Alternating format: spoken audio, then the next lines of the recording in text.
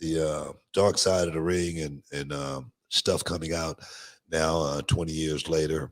Uh, I'm just so glad throughout this journey that I've been on for all of this time that I know that nobody's going to come forward. I know it. Nobody's going to come forward and say Booker T did this or Booker T did that. And that right there is a lesson for, I think, young people. I think that's who going to benefit from this Dark Side of the Ring thing more than anything. Young people that perhaps may become successful, may become famous. And when you become famous, man, I'm gonna tell you right now, there are all kind of traps out there that's looking to catch you. So if you're not on top of your game, trust me, something will happen. Something will happen. Just like Mike Tyson getting locked up, you put yourself in a situation, something will happen to you. And nowadays it's going to happen a whole lot quicker than 20 years later. So you guys, young guys out there, hopefully you will take heed to these lessons right here because you don't want to be caught up in situations like that where it messes with your bank account, your family life, your lifestyle, livelihood. Everything goes along with who you are these days. So just be aware. And you don't want to do something that's going to impact somebody for the rest of their life, right? And change their day-to-day well-being and things of that nature. I will say, I had always heard about the plane ride from hell. I never really knew exactly what it was. The only thing I ever heard was Michael Hayes got his hair cut. That's all I remember hearing. You And know I what? remember hearing Brock was being Brock and wrestling somebody. And But I that's the never only, heard anything that's more the than only that. thing that's the only thing I've heard about. And I was on the damn plane. So you're on the plane. Well, you might have been in an altered state. Nah, Y'all were bro, on the tarmac for I 7 hours. wasn't on no altered state. I'm I just was fucking just with sleep. I just every time I can catch a nap, I'm down for it, brother. But nah, man. but to hear some of the things like with Flair and the flight attendant and things of that nature, they are deeply disturbing, if true. Um, and look, everyone has their sides to whatever story. I wasn't there. You were there, but you weren't privy or audience to any of the situation that went on with Flair. If true, that's just unacceptable by any stretch of the imagination, Oh yes, right? definitely. And to try to excuse it, like, and I don't want to throw him under the bus, but he put his own foot in his mouth. Tommy Dreamer Yeah. tried to say it was okay. Oh, that's just the boys being the boys. It's just Nature Boy being Nature Boy, and I'm sure. Well, I know because he released a statement apologizing, but I know that he regrets saying that. What was that Flair being Flair? Well, if so, that doesn't excuse behavior like that, right? I No, mean, no. um, just because you think it's funny in the moment, that woman's going to have to live with that for the rest of her life, right? And every time she sees this famous figure, she's going to think about the time that she was accosted by them, allegedly. And again, I'm talking, I don't know if this happened. This is just what was covered in the documentary.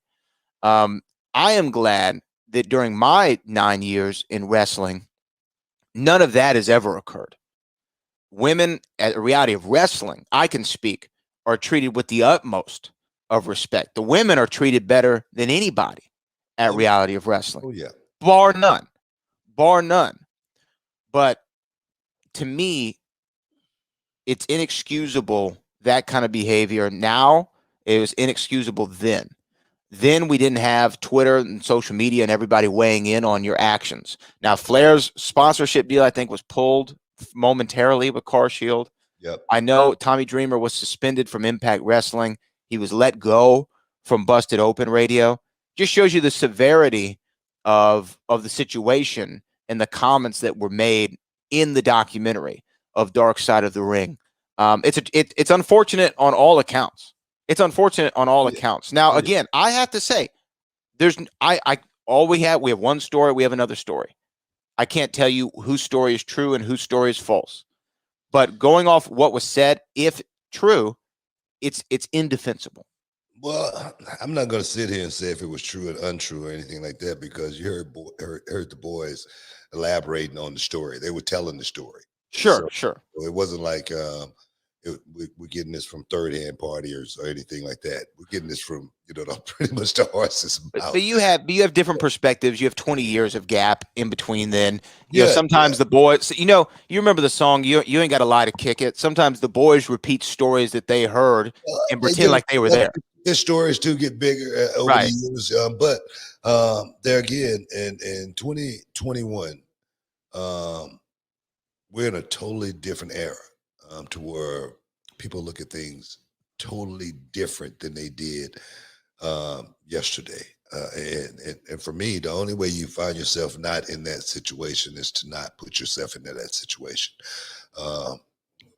Dark Side of the Ring is bringing out a whole lot of stuff, just like the one they did on Grizzly Smith, and man, how hard was that to watch?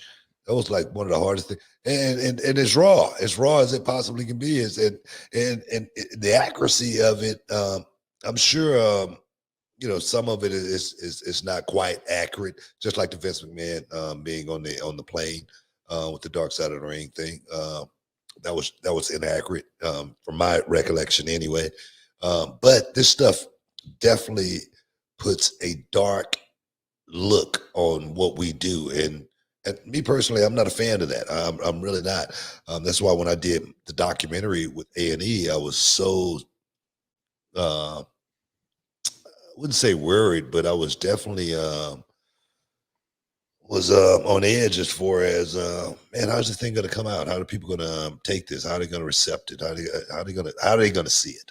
And I'm just glad I had a really, really good director that found the good part of the story and focused on that and tried to enhance that. Even though the bad part of my life was my life, it had nothing to do with the wrestling business. It had nothing to do with me falling off the wagon in the wrestling business or anything like that. The part before life, was what I had to deal with. But it just amazes me, man. It just amazes me. Social media these days, you can be up one day and the next day you could be looked at like a totally different person. So young people out there, just be careful what you're doing, because this is your life. And let me just, on Tommy Dreamer's behalf, say he did issue an apology on Twitter.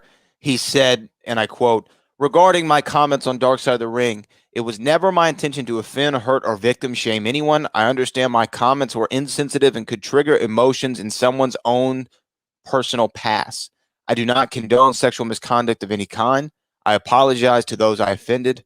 From the bottom of my heart, I am so sorry." That's what Tommy Dreamer said regarding his comments. And the apology sounds sincere. It really does. It does. But when you say something like what Tommy Dreamer said, and I'm a friend of Tommy's, but when you hear something like that, like what he said about the female, when you don't know that person. Yeah.